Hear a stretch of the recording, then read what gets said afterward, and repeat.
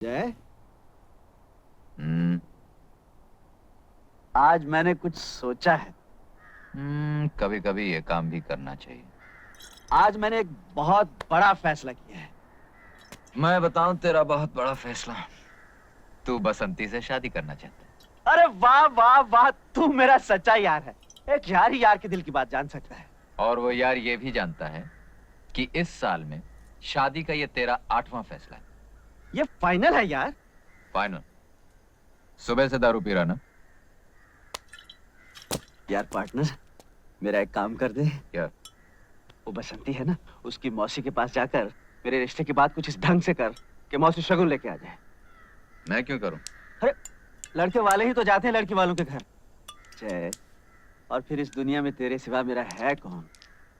देख, शादी तूने करनी, तू जाके बात कर। जरा सोच, शादी के बाद एक घर होगा, घर तो तेरा होगा। एक बीवी होगी, तेरी होगी। 7-8 बच्चे होंगे। तेरे होंगे। पर चाचा चाचा तो तुम्हें बोलेंगे ना। प्यार से तुम्हारी गोद में खेलेंगे, तुम्हारे कंधों पे झूला झूलेंगे और तोतली जबान में बोलेंगे, ताता ताता हमको कहानियां सुनाओ।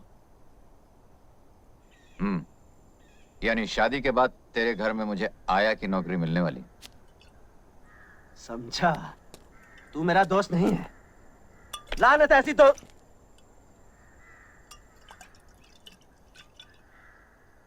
इसीलिए अकड़ रहा है ना कि मेरा ये काम तेरे बगैर दूसरा कोई नहीं कर सकता। आज मेरी माँ होती तो मेरी कब की शादी हो चुकी होती, मेरे छोटे छोटे बाल बच्चे होते। आज मेरा बाप होता तो बैंड बाजे के साथ मेरी शादी करके लाता। मेरे भाई बहन होते, वो मौसी के पैर छूकर भी बसंती की शादी मुझसे करवा देते। लेकिन ये मत भूल जाए, जिसका कोई नहीं होता उसका भगवान होता है। भगवान? तू वो दोस्त नहीं रहा। तू नहीं चाहता मैं बुरे धंधे छोड़कर घर गृहस्थी बसा सकूं। मैंने तुझे क्या समझा था जय, लेकिन तू तू क्या निकला? साला नौटंकी, खड़ी खड़ी ड्रामा करता है। चल बस बस, बहुत हो गया है। मैं मौसी जाके बात कर लूंगा। सच? अरे बेटा, बस इतना समझ लो कि घर में जवान बेटी सीने पर पत्थर की सिल की तरह होती है। बसंती का ब्याह हो जाए तो चैन की सांस लूं। हाँ, सच कहा मौसी आपने। बड़ा बोझ है आप पर। लेकिन बेटा, इस बोझ को कोई कुएं में तो फेंक नहीं देता। बुरा नहीं मानना, इतना तो पूछना ही पड़ता है कि लड़के का खानदान क्या है, उसके लक्षण कैसे हैं, कमाता कितना है। कमाने का तो यह है मौसी कि एक बार बीवी बच्चों की जिम्मेदारी सर पे आ गई तो कमाने भी लगेगा। तो क्या अभी कुछ भी नहीं कमाता? नहीं नहीं, ये मैंने कब कहा मौसी, कमाता है, लेकिन अब रोज रोज तो आदमी जीत नहीं सकता ना। कभी हार भी जाता है बेचारा।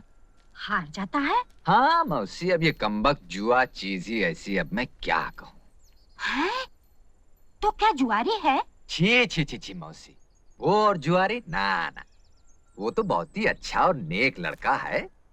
लेकिन मौसी, एक बार शराब पी ली ना, फिर अच्छे बुरे का कहाँ होश रहता है।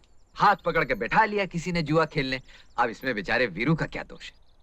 ठीक कहते हो बेटा, जुआरी वो, शराबी वो, लेकिन उसका कोई दोष नहीं। मौसी, आप तो मेरे दोस्त को गलत समझ रही हैं। वो तो इतना सीधा और भोला है। अरे बसंती से उसकी शादी करके तो देखिए, ये जुए और शराब की आदत तो 2 दिन में छूट जाएगी। अरे बेटा, मुझे बुढ़िया को समझा रहे हो? ये शराब और जुए की आदत किसी की छूटी है आज तक? मौसी, आप वीरू को नहीं जानती, विश्वास कीजिए, वो इस तरह का इंसान नहीं है। एक बार शादी हो गई तो वो उस गाने वाली के घर जाना बंद कर देगा, बस शराब अपने आप छूट जाएगी। हाय हाय, बस यही एक कमी रह गई थी। तो क्या किसी गाने वाली के घर भी आना जाना है?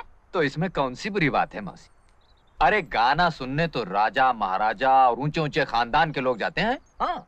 अच्छा, तो बेटा ये भी बताते जाओ कि तुम्हारे ये गुणवान दोस्त किस खानदान के हैं? बस मौसी, खानदान का पता चलते ही हम आपको खबर दे देंगे। एक बात की दात दूंगी बेटा, भले 100 बुराइयां हैं तुम्हारे दोस्त में, फिर भी तुम्हारे मुंह से उसके लिए तारीफ ही निकलती है। अब क्या करूं मौसी, मेरा तो दिल ही कुछ ऐसा है।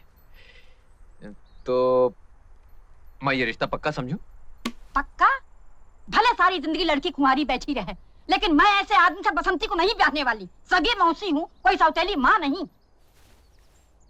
अजीब बात है, मेरे इतने समझाने पर भी आपने इनकार कर दिया।